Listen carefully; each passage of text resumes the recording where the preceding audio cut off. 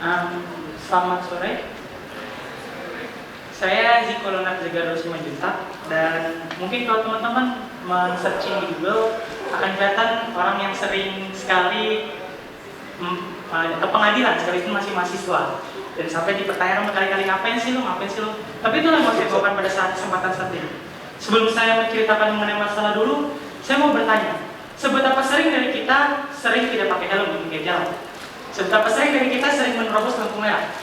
Seberapa sering dari antara kita sering tidak mematuhi rambu-rambu lalu lintas? Ya, saya tidak tahu seberapa sering, tapi jawabannya pasti pernah kan? Saya juga pernah. Nah, mungkin yang ada yang pernah. Tapi ini menjadi hal yang sangat besar dan penting. Kenapa? Ini berhubungan dengan bagaimana kita membangun pola pikir kita di dalam kehidupan, baik untuk bangsa maupun kehidupan kita pribadi. Kenapa? Pada saat ini, kita membicarakan imagine the future of us. Mungkin teman-teman sudah membayangkan apa yang akan terjadi dengan bangsa Indonesia 50 tahun ke depan, 100 tahun ke depan. Apakah yang akan terjadi dengan peradaban dan perekonomian? Mungkin kita akan memiliki suatu teknologi yang canggih. Sekarang saya sudah ada smartphone. Tapi jika semua itu tidak digunakan dengan diiringi oleh suatu kualitas yang baik, apakah kemudian itu bisa menimbulkan suatu kebaikan? Sekarang saja smartphone ada, tapi apakah semua yang menggunakan smart people? Tidak. Dan bagaimana jika suatu saat perkembangan ke depan akan menimbulkan suatu teknologi yang lebih canggih daripada sekarang, tapi orang-orang masih tidak menyadari yang dinamakan hak dan kewajiban yang masing-masing mereka miliki? Karena saat ini kita melihat bagaimana perkembangan teknologi, kita lihat orang-orang seenaknya berkomentar, orang-orang seenaknya mengejek dengan dalih kami mengkritik, padahal itu mengejek. Kami menggunakan hak kami untuk bermedia sosial, tapi di sisi lain melanggar hak orang lain, melanggar privasi orang lain. Oh, dia kan artis, dia kan dia kan tokoh publik, sehingga boleh kita kritisi dan lain-lainnya. Tapi kita melupakan, kita memang punya hak untuk menggunakan komentar kita secara baik. Tapi orang itu sendiri, orang yang kita komentari, punya hak untuk mendapatkan privasi. Dan inilah yang akan saya bawakan pada saat ini. Saya ingin menceritakan mengenai masalah hak dan kewajiban yang ada di antara kita untuk Indonesia ke depannya melalui beberapa hal yang sudah saya lakukan. Saya ingin bercerita pertama-tama mengenai hubungan kita dengan sektor swasta, terutama korporasi-korporasi besar. Siapa di sini yang setiap kali kalau misalnya membeli barang di toko online atau ke tukang parkir, kita mendapatkan bukti setelah parkir, kita mendapatkan tanda terima term and condition. Ada yang pernah membaca tulisan-tulisan tersebut? Term and condition ketika kita pakai aplikasi A, B, C, D, E, term and condition, memberi izin akses ke sini. Siapa yang pernah baca? Tidak ada kan? Saya juga tidak pernah. Tapi ini yang terjadi. Pada suatu ketika, bulan Agustus tahun lalu, saya mengikuti suatu challenge yang diadakan oleh transportasi online, suatu perusahaan transportasi online. Challenge-nya adalah naik ojol sebanyak 74 kali dan Anda akan mendapatkan 1 juta rupiah. Saya ikuti challenge itu. Saya ikuti dan dalam 5 hari saya selesaikan. Karena saya dari rumah saya di Jakarta Barat ke UI saya naik ojol. Jadi dalam 5 hari saya naik 74 kali. Selesai. Tapi kemudian apa yang terjadi? Saya tidak mendapatkan 1 juta hadiahnya itu. Saya tidak mendapatkan. Padahal terms and condition, ketika saya tidak mendapatkan, saya langsung buru-buru cek terms and condition. Tadinya tidak saya baca. Langsung saya buru-buru cek, setelah saya tidak dapat, saya baca terms and condition-nya. Anda akan segera mendapatkan hadiah Anda begitu Anda menyelesaikan challenge. Tapi saya tidak mendapatkan. Kemudian karena saya masih beretikat baik, saya mengirim email menanyakan ke perusahaan tersebut, kenapa saya tidak mendapatkan hadiah saya? Dan jawaban perusahaan tersebut ya sama seperti perusahaan pada umumnya. Silahkan ditunggu sebentar, silahkan ditunggu. Tiba-tiba dalam 3 hari setelah saya mengirimkan email tersebut, terms and condition-nya berubah. Dari tadi Anda akan mendapatkan hadiah segera setelah selesai challenge, berubah menjadi Anda akan mendapatkan hadiah dalam waktu 2 minggu setelah Anda menyelesaikan challenge. Kemudian saya kesal, tapi saya masih beretikat baik dan saya tunggu. 2 minggu kemudian, apa yang terjadi? Tetap tidak diberikan. Saya email lagi, somasi isinya. Saya somasi, jika saya tidak segera mendapatkan hadiah Anda, saya akan perkarakan melalui jalur hukum. Jawabannya apa? Tetap tidak diberikan.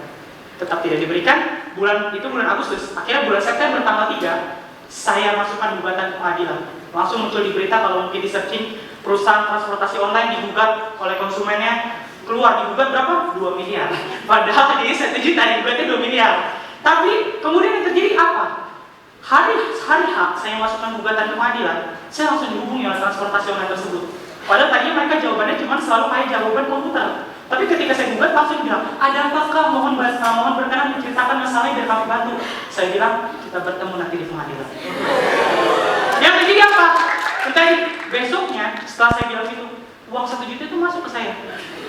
Ini menunjukkan suatu hal yang menyedihkan hati saya. Karena kita sebagai konsumen, rakyat biasa, ketika berhubungan dengan pengusaha besar, kita harus seperti ini dahulu. Bahkan setelah saya berita itu masuk keluar, ada 30-an orang menghubungi saya. Bilang saya juga mengikuti challenge itu, tapi saya tidak dapat hadiahnya. Tapi setelah saya buka, mereka mau satu-satu dapat challenge-nya. Ini menunjukkan suatu hal yang terjadi di sistem masyarakat kita.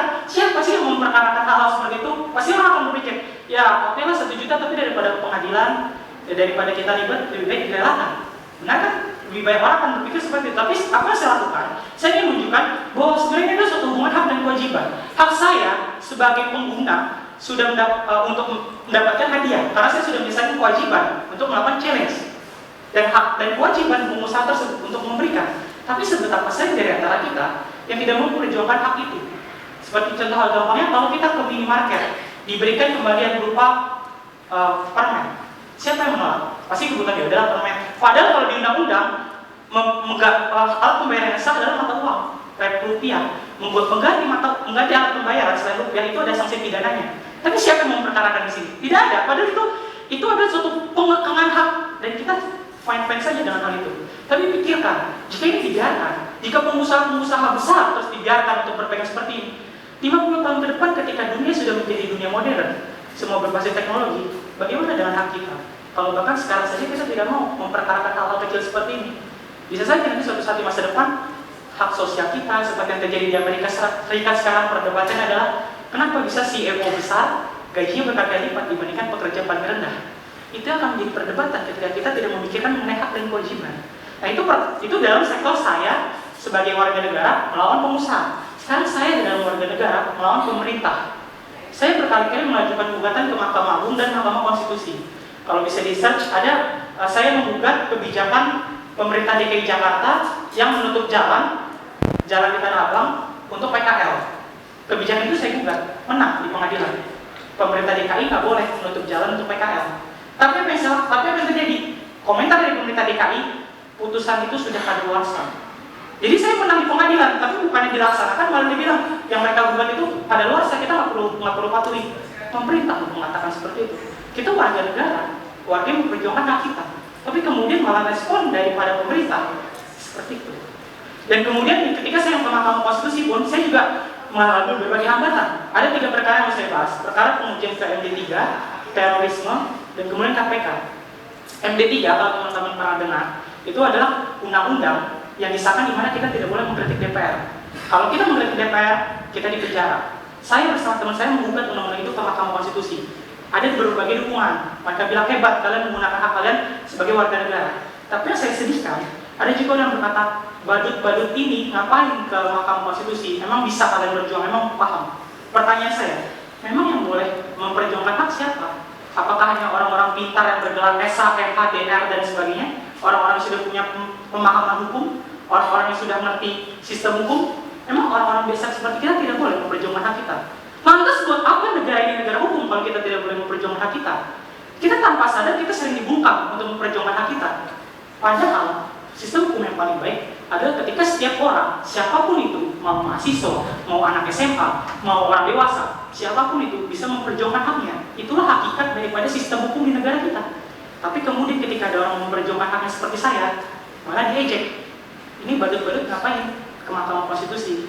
Begitu pula ketika saya membuat buku KPK kemarin bersama 180-an pemohon, media memframingnya kegagalan rookie, kegagalan orang-orang baru, tidak paham apa-apa, mahasiswa tidak paham apa-apa, langsung gugat ke Mahkamah Konstitusi.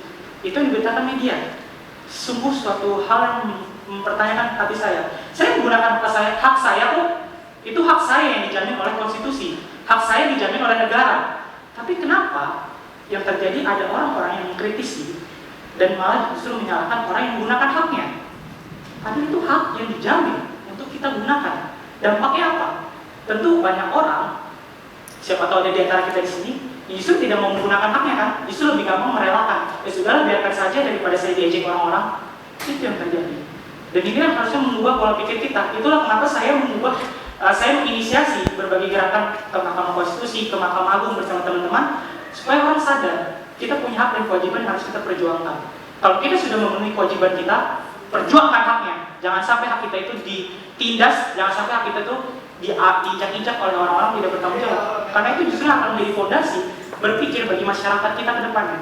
Kita lihat Jepang, orang-orangnya sadar dengan hak dan kewajiban. Kita lihat negara-negara lain, mereka sadar dengan hak dan kewajiban.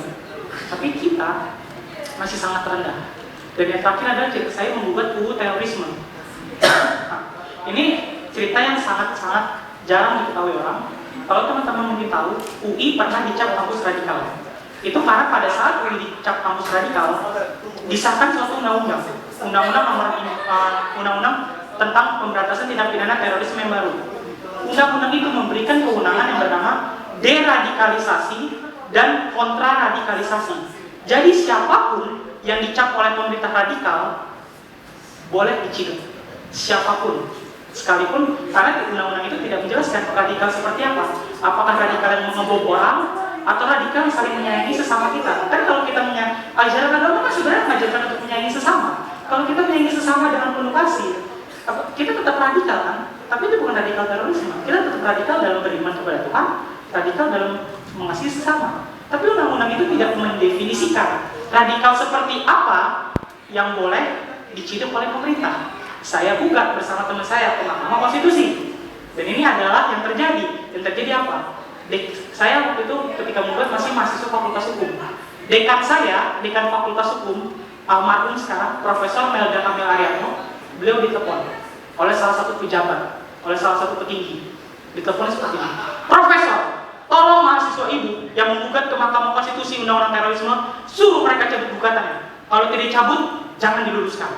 Seperti itu diteleponnya. Kemudian profesor saya, dekan saya itu, karena beliau sadar hak dan kewajibannya, beliau mengatakan, tidak bisa Prof, ini UI, kita objektif di sini. Suatu hal yang kita patut banget sih, suatu hal gitu. Tapi itu yang terjadi, saya dilindungi karena profesor saya hak sadar dan kewajibannya, tidak bisa diintimidasi seperti itu. Dibuatlah kami pertemuan dengan pejabat tersebut, kami dibaik-baikin, tapi di belakangnya tetap disuruh cabut. Saya bilang, saya tidak mau cabut, itu hak saya, kalau ada punya masalah, hadapi saya langsung.